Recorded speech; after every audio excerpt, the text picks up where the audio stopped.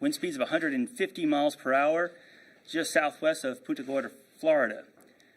Ian is still expected to bring various but rather widespread impacts to the state of South Carolina late this week into early this weekend. Of course, we have various threats, including the potential for some heavy rainfall and flash flooding, stronger winds, storm surge along the coast, and even some isolated tornadoes. So as I mentioned, Ian is currently a high-end Category 4 hurricane, wind speeds 150 miles an hour. It's moving to the north-northeast around 10 miles per hour. The current forecast from the National Hurricane Center shows Ian moving northeast across the Florida Peninsula while gradually weakening, and then coming back out into the Atlantic Ocean as a tropical storm, where it's expected to maintain its strength as it tracks toward the South Carolina coast on Friday. Tropical storm warnings are currently in effect for the entire coast of South Carolina, and a hurricane watch is also in effect from Charleston County south. And the reason for that is Ian, while it's out over the Atlantic Ocean, there is the potential for it to strengthen or to be a low-end Category 1 hurricane. So that hurricane watch is to account for that potential intensity track error that we have, the potential uncertainty in the intensity, and just in case it does strengthen a little bit more than currently forecast, the hurricane watch is in effect as a precaution. In addition, the storm surge warnings in effect now as well from Charleston County south through the Georgia state line. So the current weather pattern still is favoring strengthening winds beginning tomorrow and then increasing storm surge as well. And that's all well ahead of Ian's approach. Breezy conditions should occur on Thursday across most of the state. Wind gusts may be as high as 30 to 40 miles an hour at times. The tropical storm force winds themselves, though, aren't expected to arrive until Friday morning, and those tropical storm force winds could continue through Friday night and maybe even into early Saturday. So with that, I think residents should be prepared for some power outages, as these winds could be sufficient to maybe knock down some trees and power lines. So just have a plan in place for that. The strong onshore winds could result in a prolonged period of storm surge inundation along the coast beginning Thursday and continuing into Saturday. So this could result in significant inundation of 3 to 5 feet along the southern and central portions of the coast and 1 to 3 feet for the northern portion of the coast. So what that really means is if you're in an area normally prone to flooding along the coast, a spot that tends to see water fairly often, you should really plan to seek higher ground. Heed the warnings from local officials. Just keep yourself safe from the expected rising water that we'll see Thursday, Friday, and into Saturday. In addition, periods of heavy rainfall are expected to begin late Thursday and continue into early Saturday.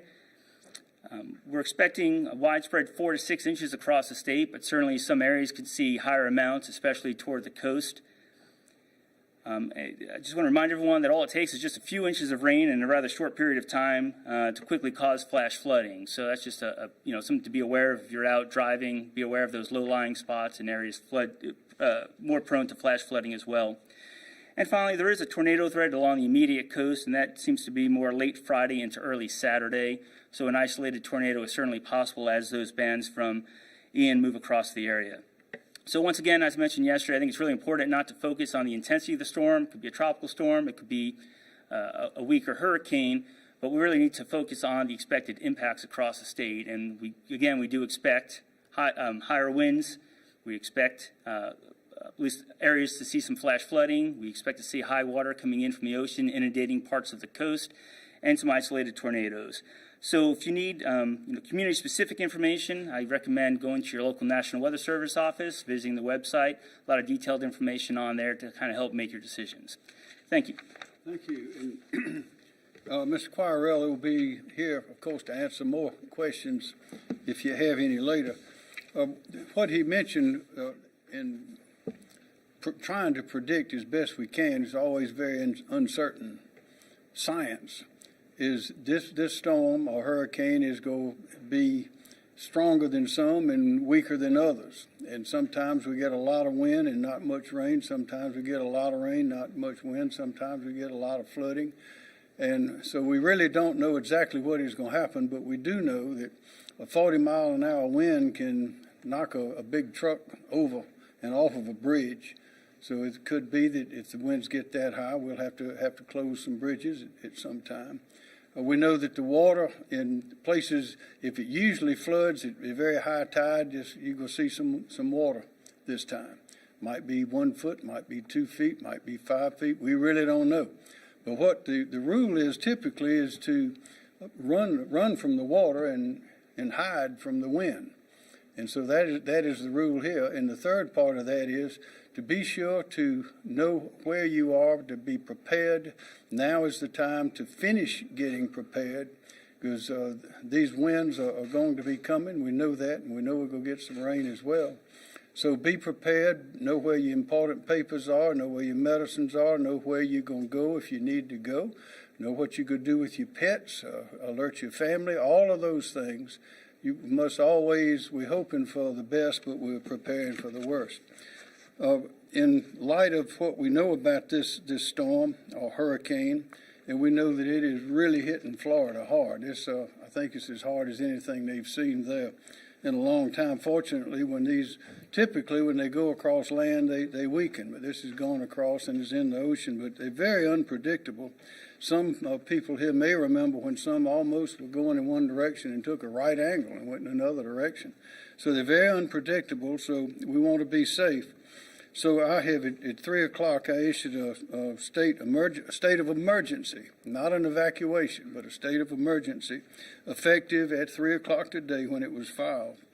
And I'm activating the state's emergency operations plan. It is in writing. It's available on the internet. You can look it up. It's got details on who does what, how, and all of those kind of things. And also, this state of emergency is lifting a lot of the regulations and a lot of the rules that allow us to move quickly, to move people, to move assets. And also, the state of emergency allows us to draw down federal FEMA dollars. And I was in touch on Monday with the FEMA administrator, and we are as prepared as we can be for what is coming. Again, I'm not ordering any evacuations. The counties, we've been in touch with the counties constantly. The counties do not believe they need evacuations. I'm ordering no evacuations. I'm ordering no closures of state government offices. I'm ordering no school closures. That is up to the school districts themselves. Today's order does a number of things. The National Guard is activated to begin pre-positioning assets and troops. The order allows agencies to suspend any regulations that may hinder operations during the state of emergency, such as weight limits and hour limits, but not to the extent that it puts anyone in danger. Also, the Department of Transportation can suspend regulations on bridges. This is weight limits on bridges and highways, the hours of operations of truck drivers, all of those sorts of things, fuel requirements. The labor and licensing regulation can change the scope of practice, can lift those regulations. So if we need nurses, so if we need certain types of skills, we don't have to go through a licensing process. These measures, all of them, allow the state to draw down federal funds for these preparation purposes. Now, we went through a lot of this with COVID, and we've been through a lot of it again with the hurricanes and storms that we had before. This is nothing new to people who have lived in this state for a number of years. We've had plenty of hurricanes, plenty of storms, and even some tornadoes. But a lot of the visitors or people who have moved into the state recently may not have seen this. A lot of the young people may not have seen this. This storm can be very, very dangerous. So we ask you once again to get your information from official sources, be informed, be prepared, and be safe. And now, Mr. Stinson. Good afternoon. Kim Stenson, Director of State Emergency Management Division. The State Emergency Operations Center is going to move today to Operation Condition 2, which is an enhanced level of alert. It includes the activation of the State Emergency Operations Plan, as the Governor's already mentioned. And activation of the plan allows us to coordinate state resources more efficiently and operate under the same emergency management framework that we've operated under during several disasters in the last several years, and has worked very well. It will also include selected state agency presence at the State Emergency Operations Center. Our priorities right now include support to counties and contingency planning for a number of missions, including transportation, sheltering, supply, and equipment, as well as an active public information operation to keep citizens informed. We continue to have daily conference calls with local emergency managers to share information and identify any unmet needs. And then, as the governor's already mentioned, South Carolina residents should continue to check their local weather outlets to get updated storm forecasts and double check their personal emergency plans.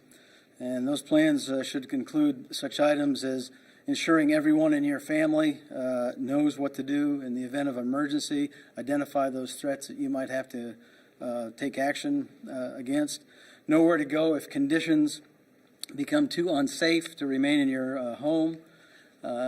Also, as was mentioned earlier, if you live in a low-lying area or areas normally prone to flooding, make sure your emergency plan includes that. Have an emergency kit with items such as a 3-day supply of bottled water and non-perishable food for each family member, as well as flashlights, extra batteries, and chargers for your mobile devices. Prepare your home or businesses by securing any items that are outdoors to bring them indoors. Certainly prepare for the possibility of power outages, and frequently monitor weather conditions and be aware that tornadoes are likely to develop during a tropical storm. Also, keep your important papers in a watertight bag, and then finally ensure all your medications are filled. To help with the planning, we encourage all residents to visit our website at scemd.org, which has a wealth of information for individual families and businesses in preparing for emergency situations. Our South Carolina Emergency Manager app is also a great tool, which includes a module that allows citizens to create their own personal plan. And then lastly, another reminder that this is not just a coastal event. We expect this storm to impact all of South Carolina in some way. Thank you. Nanette Edwards. Thank you, Governor. Nanette Edwards, Executive Director for the South Carolina Office of Regulatory Staff. We've been in contact with our utility partners. They are preparing, staging resources so that as the storm moves through, they can safely work to restore power. I do want to remind you that they will only run the crews and the bucket trucks when it is safe to do so, and that means when there are wind speeds higher than 30 miles per hour, they will wait until they start putting their crews out. With regard to fuel, we are in contact with our fuel partners. They are reporting no issues, so we have sufficient fuel supplies. And with that, that concludes my report. Thank you. Thank you, ma'am. Secretary Hall. Christy Hall with the South Carolina Department of Transportation, the Secretary of Transportation. The DOT, we currently have more than 2,100 employees statewide that are doing preparation work in advance of the storm arriving. Additionally, we are relocating some of those resources to the coastal areas to help with the expected recovery operations that may be required due to downed trees or isolated flooding. As you heard John Q. mentioned, we are expecting the winds to increase in the state on Friday as the storm moves through. And some of those winds, depending on the level and the location of them, may trigger some of the high-level bridge closures in the state for a limited period of time based on judgment of the local law enforcement alongside DOT. Those restrictions generally are for 30 miles per hour of sustained winds, that high-profile vehicles, meaning delivery trucks, transfer trucks, RVs, things of that nature, would be restricted from crossing some of the high-level bridges like the Ravenel Bridge and the 526 Bridge there over the Wando. And then if winds reach 40 miles per hour sustained, then we would look to partner with the local law enforcement entities for potential closure of those structures, but in order to provide to ensure safety of the motoring public in those areas. So pay attention. to official news sources in those regions. Plan ahead. Just be aware, track what the storm is doing, and plan your routes accordingly if you have to travel at all on Friday as a storm moves through the state. Thank you, Governor. Dr. Summer? Thank you, Governor. Good afternoon, everyone. I'm Dr. Ed Simmer, Director of the South Carolina Department of Health and Environmental Control. The more than 3,000 members of the DHAC team are actively preparing for this storm to ensure we limit the impact on the people of South Carolina as much as we can. We're working with our healthcare facilities, nursing homes, hospitals, and others to make sure they're ready. At this point, we're not planning on evacuating any medical facilities, but we do have staff and resources ready to assist should a facility need that on short notice. I would, however, note that as wind speeds increase, in many areas, emergency medical services may not be able to operate safely for some period of time in the middle of the storm. So please consider that as you're making your plans, that there may be some time when EMS is not able to respond immediately because the wind speeds are too high. Also, please, we strongly recommend you stay out of floodwaters. Floodwaters often have toxic substances. They can be infectious. So if at all possible, stay out of floodwaters because they can be quite dangerous, not just the drowning risk, but also because of what's in them.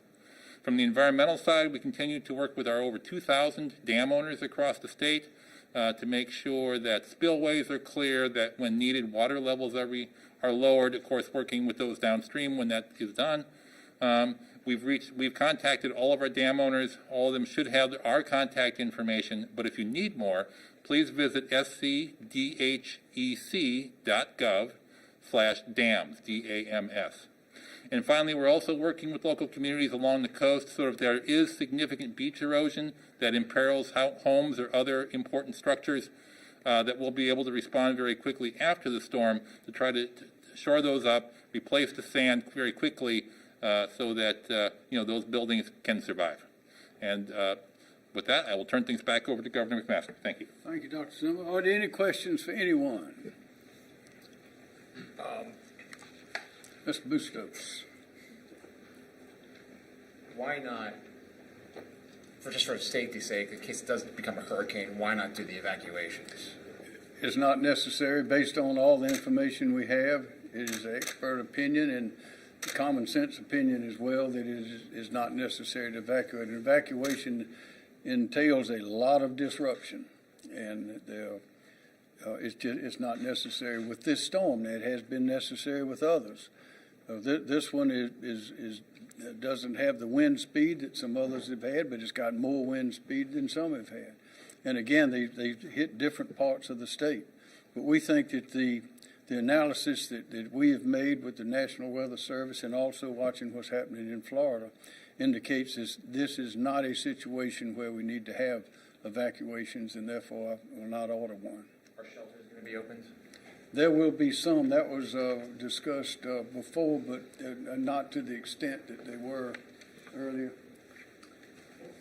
Thanks, Governor. Mike Leach, South Carolina Department of Social Services. Out of precaution right now, there'll be a couple shelters open up in Charleston County and one tomorrow in Jasper County, and they all are opening between 8 a.m. and 6 p.m.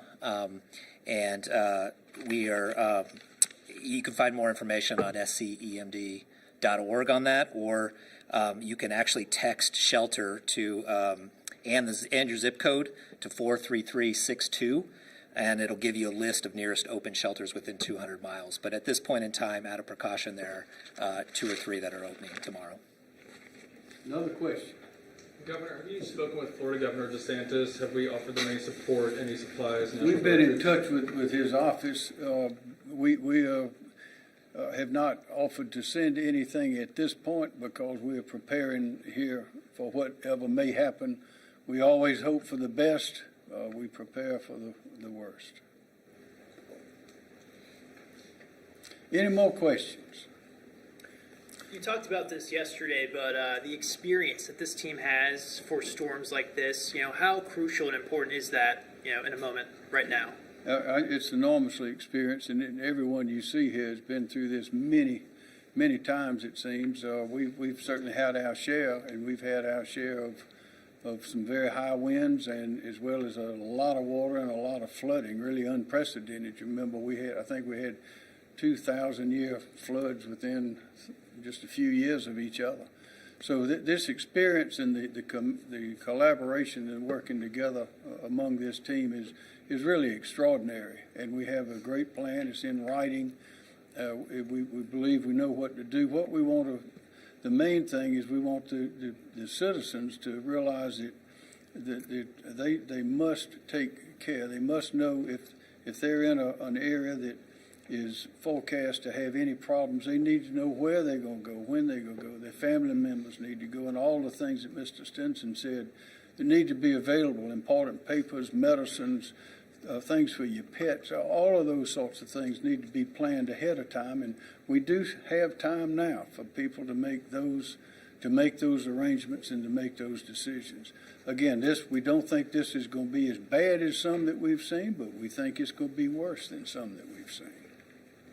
Question for John, like how does this storm compare to storms in our recent history? That's an excellent question. I know people like comparisons, and it's often difficult to do that because every storm is different. Some storms in the past that have maybe brought strong winds, the wind impacts might have been right along the coast. You know, in this event, we do think the winds will extend all the way from the coast to well inland, even into the upstate, would see some of those higher winds. The rainfall threat exists across the whole state. So, like the governor was mentioning, you know, we're not expecting the rainfall to be as catastrophic as it was in 2015 for the floods or during Florence or Matthew. But certainly, if we get enough heavy rainfall in a short period of time, we would see flash flooding. That's something we should expect and anticipate and be prepared for. In terms of the wind speeds that we're forecasting would certainly be enough to cause some issues in terms of knocking down trees, power lines, maybe some minor damage to homes, siding, and shingles and things like that. But, you know, it's not going to be a destructive wind, but it could be an inconvenience and cause people to be without power for a little while. So, you know, like everyone's saying, we work very closely with all of our partners in emergency management and state and county and local governments to pass along the latest information, and they're using that to make the most informed decisions. And so my recommendation is, you know, it's really hard to compare to previous storms, but if you're taking the proper precautions and listening to the advice of local officials, you're probably going to be okay. Any more questions? Thank you very much.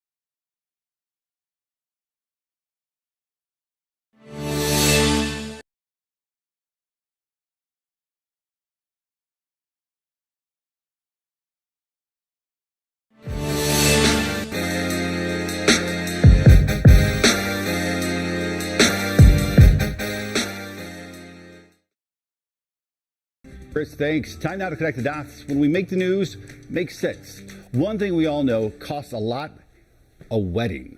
But now couples have a new option when it comes to paying. You can now buy now, pay later when it comes to your wedding. Let's connect the dots. The average cost for a wedding last year was $28,000. That's according to the wedding registry and planning site, The Knot. Some couples unable to cover the expense have turned to credit cards or personal loans. But now there's a new option, buy now and pay later. Companies like Maru now allowing